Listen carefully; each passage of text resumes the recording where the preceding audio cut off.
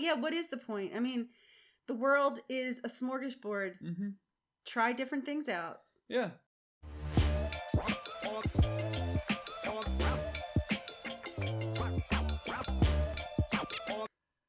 Hello and welcome back to the Croak and Crow podcast. This is episode 12. Preteen. I am Spencer. And I'm Verona. And, we talk about things, religious things. That's right. However we want to talk about them. We don't care. We're open-minded. How are you? Well, I don't know if you noticed, but I just introduced myself as Verona. You're back to that? Okay, so I'm back to that. I tried Vo. And it's no mo. Okay, so no one has ever called me Vo. Haven't. Ever. It was something I was trying on. Yeah, why not? Was trying on. It's like, Amazon gives you a little period of time where you can buy something, but it's free returns. Put on the pants. Exactly. They don't fit just right. And I had lots of so my name is Verona. Oh, okay. VO is in there, so I thought okay. Yeah. Also, I had this thing with it rhymed. I love Croak and Crow. Silly stuff. Yeah. Crovo. Okay, but let me tell you, yesterday, and today, I had two strangers compliment me on my name. Okay? Really compliment me. Yeah. And I said to myself, what am I doing? What are you doing? What am I doing? What are you doing? What am I moving away from? Or what am I So I said, I'm going to go back to Verona, which will make the first, how many did we do? 11? We did 11 previous episodes. A little strange for people who notice details. I don't care. The listeners from the beginning will always remember the days of you being That's right. That will show. Yeah. Brings me to the theme for today, which is changing your mind. Changing your mind. Ooh, I like it. Changing your mind. Can you change your mind? What kind of person are you if you change your mind? What kind of person are you if you don't change your mind? Because I changed my mind. You change your Maybe mind. I'll change it back again. Who cares? I like that topic. Okay. I like it a lot. Changing your mind. I think one of the biggest things that you can be able to do is have the ability to change your mind. I feel like too often people are, once they have something, they stick to it. And they've stick-to-itiveness. Which is sometimes a compliment if you have stick-to-itiveness. Yes. But I think there's so many circumstances where you get caught in something you do or something that's along your lines of thinking, and then you end up stuck with it. I was actually thinking about it. So by the time this podcast goes up, we will finally have an election winner. Yes. Correct? Sure. Who knows? Sure. At this point, who knows? Hopefully, when you're all watching this, there is a decisive winner. But whichever side you're on, this election just got me thinking. I hope, if ever, there is a someone in office of a party. Say I belong to a party. I hope my belonging to that party does not become the end-all be-all for whoever is the leader of that party. What I mean by that is, I try to say, I hope I'm open-minded enough to say, well, this person, he's in my party, he's the leader of my party, but I don't agree with him, and so I'm going to change. You're not just that steadfastness of, well, he's part of my party, so I'm with him till the end. It's just that sort of always changing and not just getting stuck in your ways so much so that you end up going against your morals just to keep doing things. Right. So people want to change, but a lot of people don't let you change. Mm-mm. Oh, you're wearing glasses now? You never wore glasses, and then you go home and you take your glasses off. And right. Say, what was I thinking? I'm an idiot. Yeah. Some people don't let you change, especially people that know you. Yeah. In the gospel, Jesus even talks about trying to preach the word of God in the town where he grew up, and how people didn't take him seriously because they knew him as a child. Yeah. And that I find that to be true in not so important circumstances. But if you, even if you wanted to, like you talked about political party, you want to change your political party, you want to just have a different, people get upset if you want to go to a different college. Yeah. If you have like a family of alumni and then you say, I want to go to this other college, it's like, it's hard sometimes. It's hard. It is very hard to change, because what change means is going against the grain. Yeah. And so it is much easier to just keep things the same. Even on something as simple as like a hair color. Like, obviously we're talking about bigger issues here, but if you want to dye your hair like bleach blonde, immediately you're thinking like, oh my God, everyone I know, they're going to say, Spencer, what did you do? What did you do? And it's like, it's easier to just stay the same, no hiccups in your life, no risk, no risk, and it's hard, even when you want to do something or you want to believe in something or you start to believe in something. Change is hard.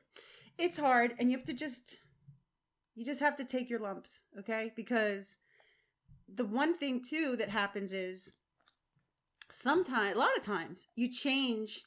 Everybody does something a certain way, say, in your family. And then you say, I want to try this. No matter what it is. Even if you say, I want to move to New York City.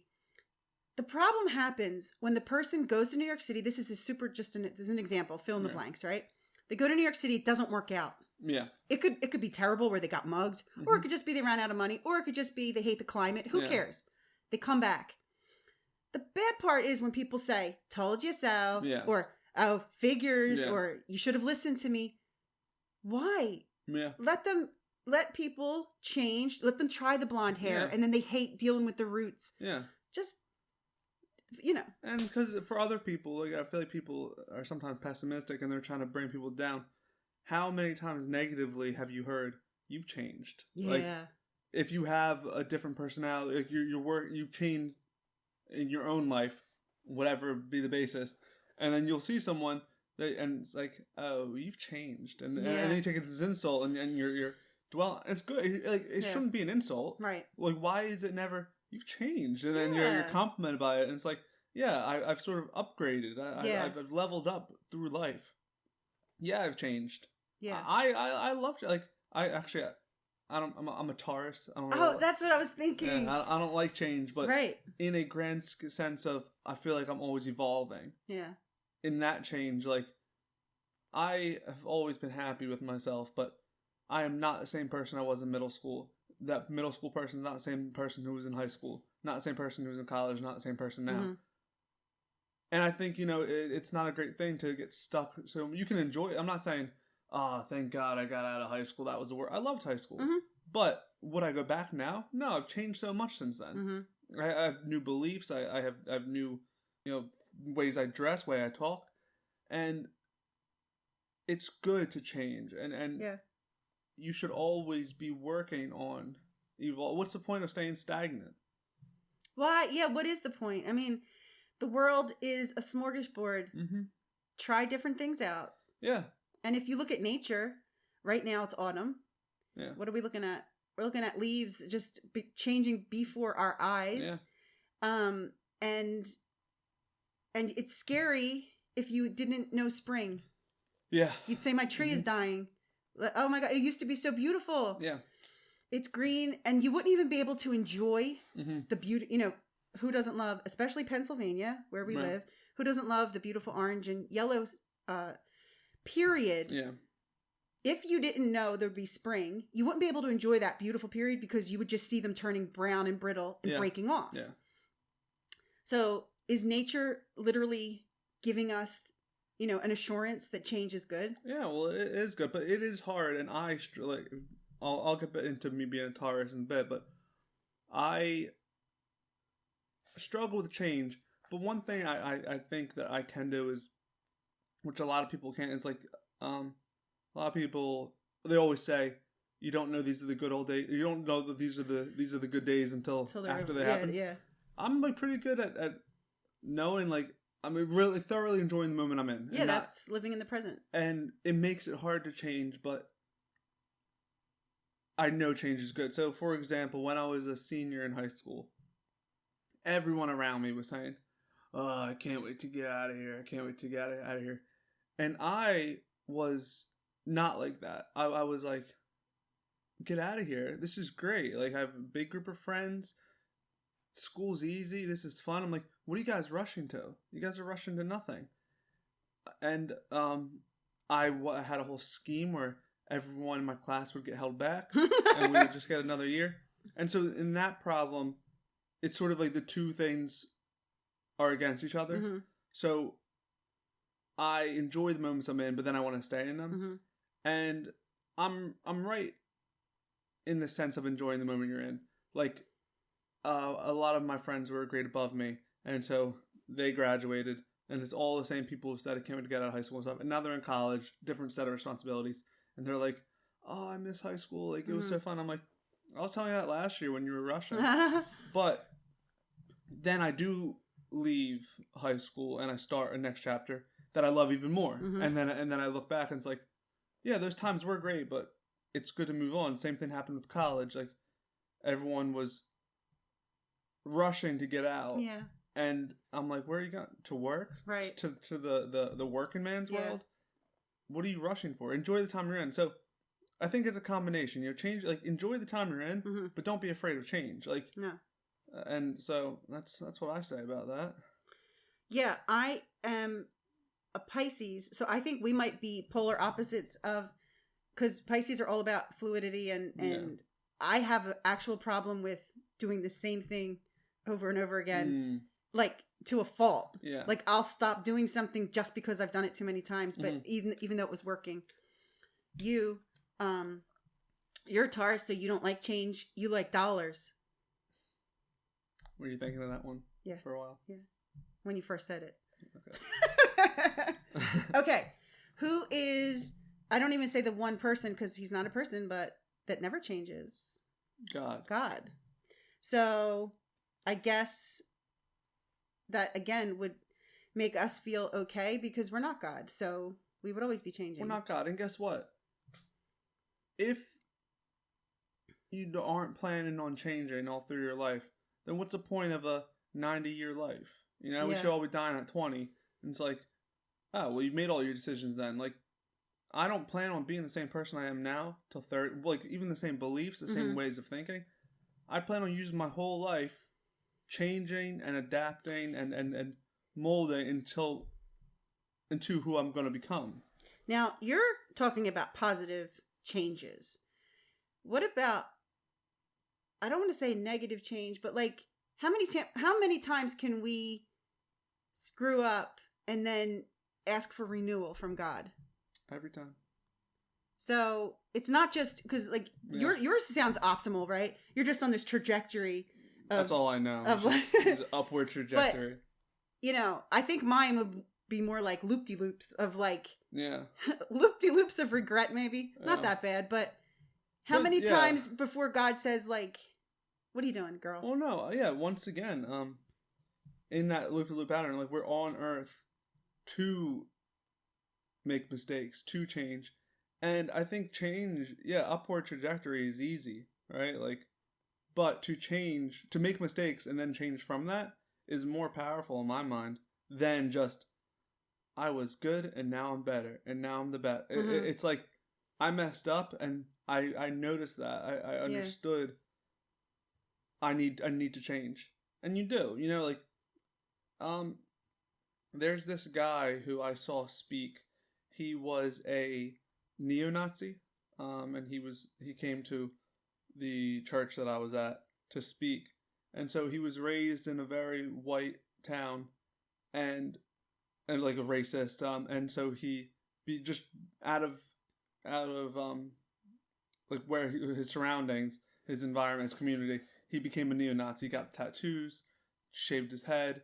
He was all for the neo-Nazi cause, and then he got caught up in some kind of trouble. He went to jail for a while, got out. He was a registered felon, couldn't get a job, and he got hired by, I forget what the company was, but just something small where he like riding in a truck with another guy, and the guy was a Jewish man, and he didn't ever judge him for being a felon. He allowed him to work. He treated him like a human being. And this guy who once was a neo-Nazi was so ashamed of himself, and he was like ashamed of his tattoos. He would hide them, and he was like, this guy showed me nothing but all my neo-Nazi friends were gone. They didn't care about me, and this guy showed me pure compassion and all that. And so he completely changed his ways. Now he goes on the road talking, telling his story, doing all that.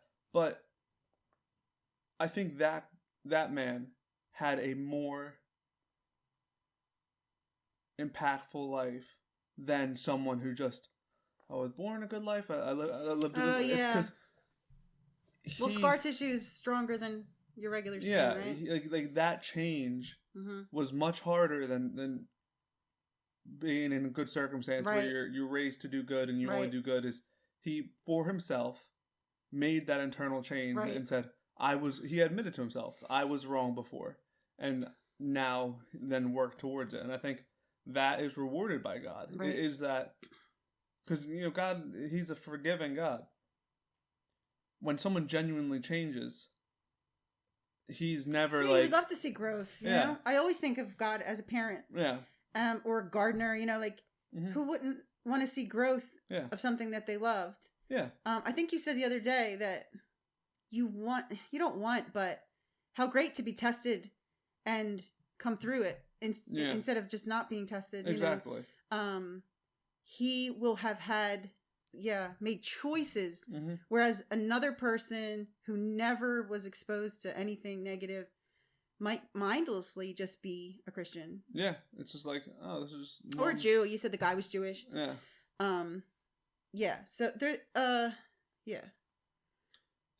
So I think also people should just be more open to change. Like, I think people try to just sort of stay on their beliefs too much, and I'm not saying you shouldn't not believe your beliefs, but keep an open mind. And I think people are afraid of open minds because they feel they're being disloyal to whatever belief they have, or to a loyal God. You know, God never changes, like we said, and God is always there for you. And God is like, this is really simple. Yeah. And so if you in any way entertain any other thoughts, people feel disloyal, and they don't understand that it's not that fragile. No. And like, I think in the Old Testament, or like in all the Testaments a lot, is above all commandments is that to know that I am the one true God, right? Like, I am one God, blah, blah, blah. That's like the main thing, right? Like, if you can keep as much of an open mind as you want and always be learning, you're on earth to learn.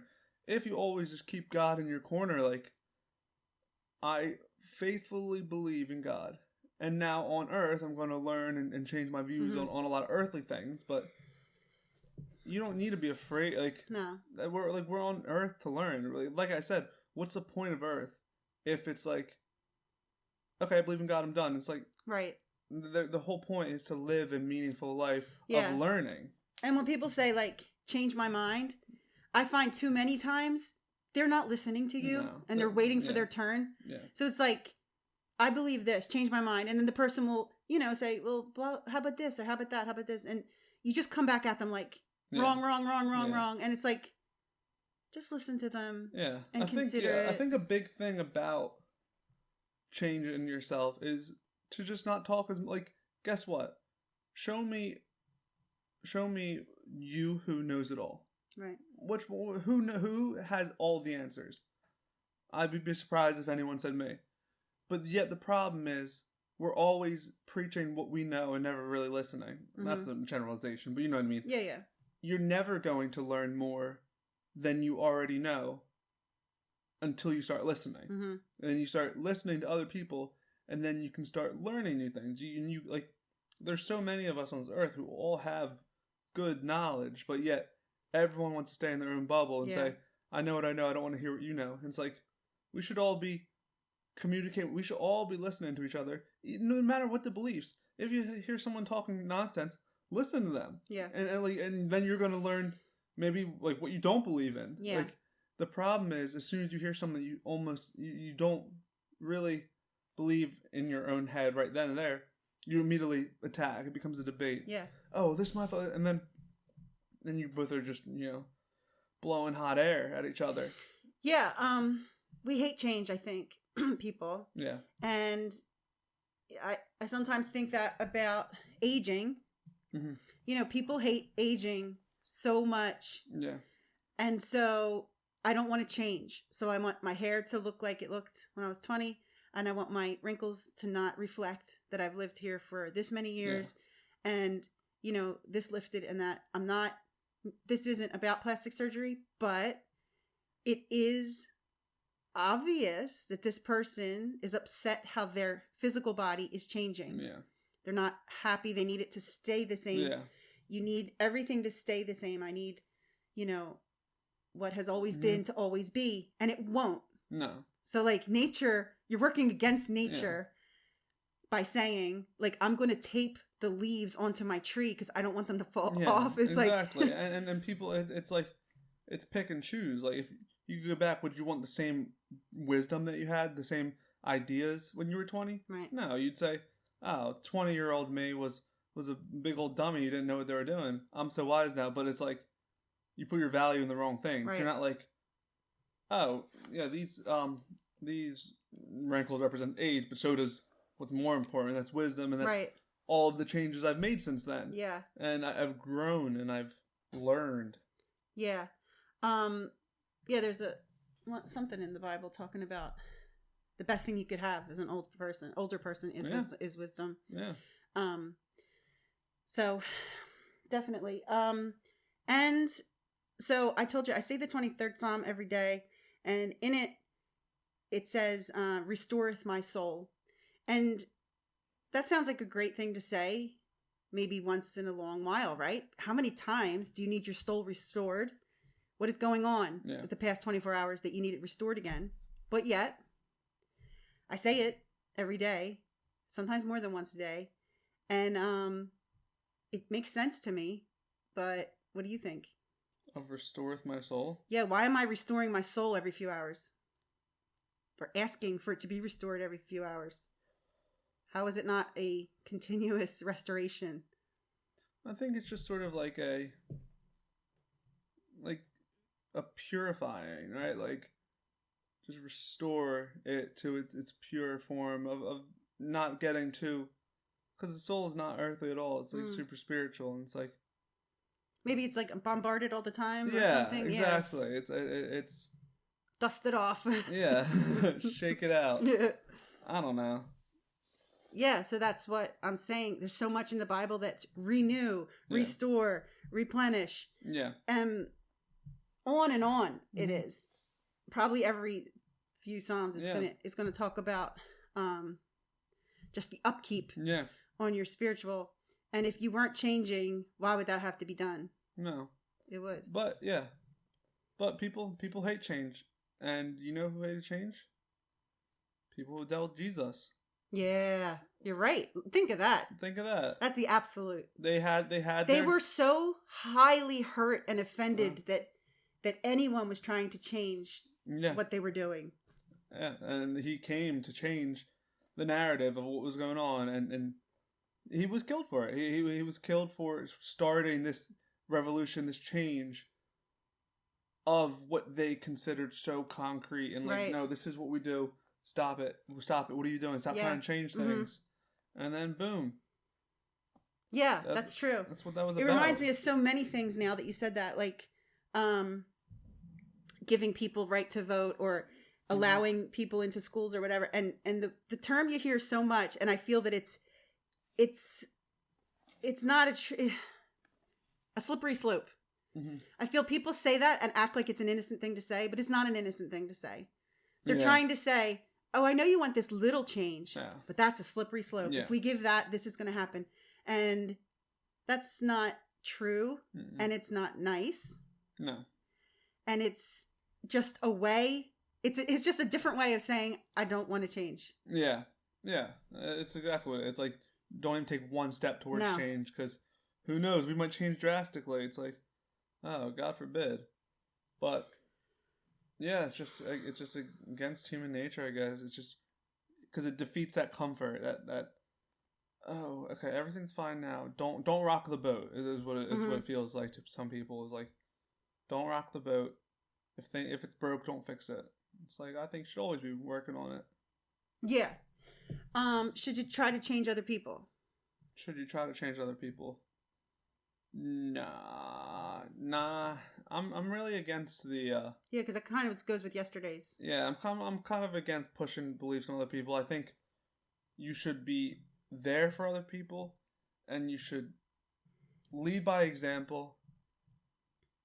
Anyone who wants change, you should offer them a path, but you should never insist change upon someone.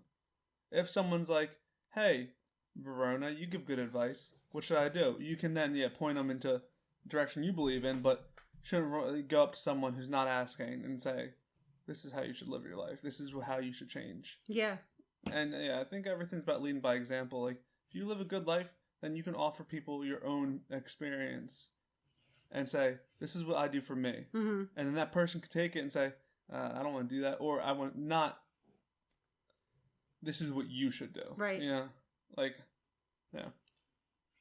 Right. Can you think of anybody in the Bible who changed? You read the whole Bible. And you know what? Yesterday I said that... Holy boy. I said I'm never going to read the Bible. Yeah. I didn't say I'll never... I just thought, like, chances are. But way things been going. But I reconsidered that later on in the night, and I thought, because I have attempted to read the Bible before. I'll have you know, it was not. The reason I said I couldn't do it is because I had tried. Yeah. I didn't get very far into. So okay, truth be told, I probably read like 75% of the Bible at different times. Yeah. This. I tried to read it through. I gave up probably when they start naming people or something. It's like the second and third book. But anyway, I just wanted to tell you that I'm a young person. Yeah. I have a long life ahead of me. You do. And sure, I'll give it a try. Let me just... Can't say when. Yeah, before we get back to change, let me... Because I talk a lot about reading the Bible, and you say don't tell people to read the Bible, it's a hard book to read. Let me just first tell you how I read it. Okay. To make it all a little less hard to understand. I didn't read it in 2 months of, no, but everybody leave me alone. Don't talk to me, I'm reading the Bible. I knew going into it, it was going to be a long-term thing that I would do slowly and conveniently to not get burnout. So every morning I would only read, it would be fluctuating of how much I would read of the Bible. But I would just try to make it like an everyday habit. I would read at least 3 pages, which is like probably equates to 10-15 minutes. 3 pages. If I had time, I'd read more. If I didn't have time, I'd read less. But it took me a year. And I read other books while I was doing it. I did other things like... simultaneously? Like... Yeah. I had one eye go this way, one eye go that way, and I was reading both. No, but yeah, so it wasn't like... I knew what a chore... Not a chore, I shouldn't say that. I knew what a difficult thing it was, and so I turned it into a... I am not worried about finishing this as quickly as I can. No pressure. I am more wanting to finish it at all. Right. And at the time I was 23 or 22, and that was my thought the entire time. It was never, oh, I'm going to read the Bible. It's like, it'll be nice knowing that I'm 24 and have read the entire Bible. And so it was always a very long-term thing. Okay. And when you set it out that long-term, it's much easier because there's no pressure. It's like, I think there was like a 3-week period where I didn't even read it at all, and then I got back into it. But it should like, if you just have a bookmark and you just leave it there, it can take as long as you want. And then once you just get to the end, you finish it. That's great advice. Yeah.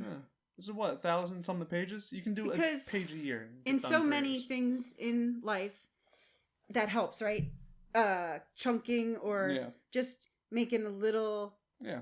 But when you think of the Bible, you think like, you know, what's the biggest War and Peace? Yeah. You know, you think of this big thing that you have to get through, and but that sounds doable. And the other thing is it's nice because it's, you know, made up of a bunch of books, and just treat everyone individually. Yeah, you know what? That's Genesis. True, because if it was one author, sorry, one author, and you just weren't vibing with the way the person wrote or the vocabulary in it, that would be hard, right?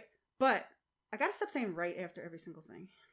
That would be hard, but because there's different authors and different, so if you hate one second, exactly. It sounds terrible to say hate the Bible, but if you're not what's the word? If you're not happy with the way it's written, or it's not just easy for you, it's not tickling your fancy. It's like a hike. Yeah, it's just a part of the terrain, which is a little bit. It's like not enjoyable. It's like going to the gym, right? Like one of the books might be leg day. Just got to get through it. Right. Get back to chest. But yes, and just treat each book like individually. Boom, boom. Got that one done. Got that one done. You might love a few. You might really not vibe with another. But the nice thing is, as soon as you finish it, accomplishment. It's like a marathon. It's, you know what it is. People treat it like a sprint, and then it's like, I can't do it. It's a marathon. Chug away at it, and then when you're done, you can put a bumper sticker in the back of your car. And oh my God, we'll be selling those. And don't worry about a test at the end. No. If you remember stuff, you remember it. If you don't remember, you don't. Just reading it alone has blessed you. Yes. But I said, anybody in the Bible who changed? Paul. Changed, flip-flopped. I think we just talked about this in the last podcast, so I won't go too much on it. But yeah, he went from killing Christians to converting them. That's pretty cool. I mean, basically, you can really think of everyone who changed. Peter could have still been a fisherman. Yeah, true. And he made that change. Said, "I'm going to do this now." The prodigal son. Which is a famous change of somebody who made a choice, left a family, and then said, "I want to go back, but I'm afraid." Yeah. And of one of the one of the celebratory endings in the Bible, it was a huge party when he went back. Yeah. So he changed twice. He changed from being the one guy to the next guy, came back. Yeah. I'm sure there's more. I'm sure everyone in the Bible has changed in some way or another, but who's the one that I just remember it from the movie. I think it's of Moses, who he was born to. Who was he born to? But they were killing all the babies, so he must have been Jewish.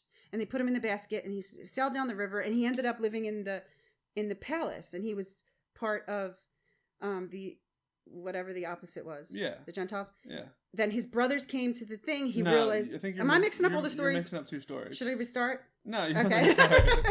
Moses. I told you I'm not good. Moses was the whole basket, and then he lived. Okay. And then he went out and saw the atrocities being done to the Jewish people. Okay. And then Who am I thinking of? You're thinking of the brothers. What's his name? Oh, Jacob? Joseph in the coat of many colors. Yeah. Okay. Yeah, and he's the one that the brothers left him in a pit. And then he was found but taken. But then he got up to the top, and then he was big guy in Egypt. There was a whole famine. They came to ask for food. Yeah, and then they didn't recognize him, but he recognized them and said, "You need to bring your." But I'm still trying to remember with Moses. Didn't he not know he was of the people? And he was like, "Yeah, I'm pretty sure." And then he's like, "No, they're my people, and I'm going to change. I'm going to give up this royalty." I'm just remembering the movie. Did he give it up, or I thought like he? Didn't he kill a guard, or is that just the movie too? I don't know. All right, we're going to have to check all that out, but we do know that wasn't a static Bible character through the whole story. He went like, I'm here now, and I'm this, and I identify with this, and this is my mom. Nope, that's my mom, and okay. Yeah. Ba ba ba ba, and they changed. Yes, you were correct. And let's say the biggest change is Jesus changing into a human, and then changing back to. Yeah, but that's not really relatable. It's a word. He changed the water into wine. I'll just say everything changed. He knocked over the the money changers. Okay. In the temple. All I have is just random like Bible words and stories bouncing around my brain. Okay? Yes. Okay. All right.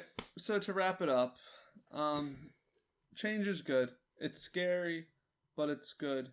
You're never going to be on your old age bed. And I would say deathbed, but it sounds morbid. Yeah. You'll never be an old man or woman and say, "Oh, I've changed too much over the years. I've done too many things." But you will. There are people who get to a certain age and say, I wish I didn't.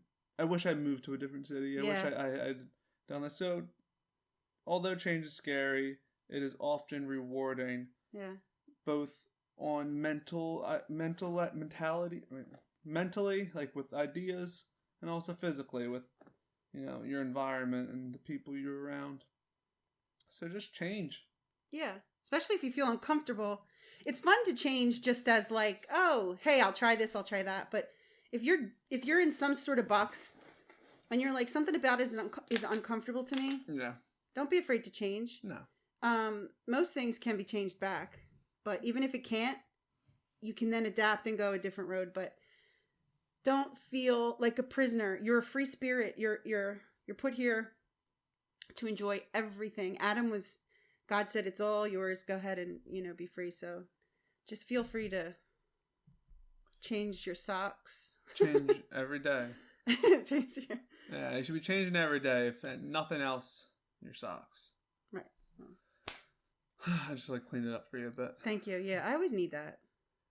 All right, guys. It's been real and it's been fun, but this is unfortunately the end of our podcast forever. No, I'm just kidding. We'll be back tomorrow with a new topic. Because you know why? We don't stay on the same topic every day. Right. Because we're about change. Right. If we talked about the same thing every day, no one would want to watch. Oh, right. How boring would that be? How boring would that be? No. No, we're about change. I might even be sitting over there. Oh, no. That's not change. All we could do is just change this. There's some things that we should have already had that changed and see if people noticed. All right, guys. We'll be back. It was nice talking to everyone. Peace.